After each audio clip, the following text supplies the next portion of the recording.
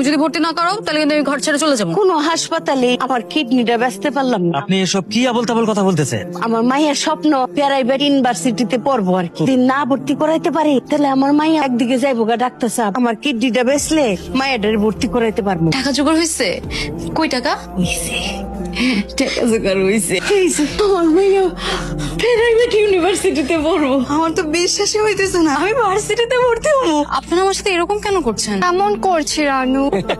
আমার নাম রানু না, আমার নাম রাইসা। তোমাকে গ্রাম থেকে ঢাকা আসার পাসপোর্ট ভিসা কে? সত্যি কথা বলতে ওর যে ড্রেস গেও গেও ভাব আছে, মানে এখনকার মডার্ন যুগে গুলো যায় না। সুখবর জানোস, আমার মাইয়া ইউনিভার্সিটিতে চান্স পাইছে।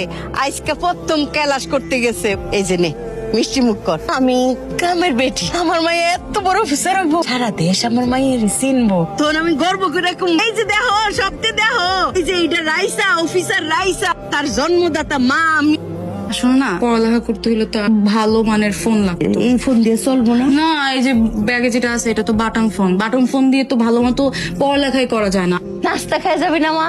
নাস্তা না থুইছি, নাস্তা খাইছো? আমার নাস্তা খাওয়া লাগবে না, তুমি আমার জন্য টাকা আর আইফোন ব্যবস্থা করো, নাহলে কিন্তু আমি সবকিছু তছনছ করে ফেলবো। আমার মাইয়া কই যায়? আমার মাইয়া কি ইউনিভার্সিটিতে পড়তে যায় নাকি অন্য কোনোখানে যায়? এই ছেলের সাথে এরকম পোশাক পিন্দা এই বাড়ির থেকে বেরিলো। এই বাড়ি তো আর ইউনিভার্সিটি না। মারে আজকেও বলছিলাম বুঝছিস, মা না গুরুত্ব দিচ্ছে না। সেই মাইয়ার আমি নিজের কিডনি বিক্রি করে ভার্সিটিতে ভর্তি করাইছি।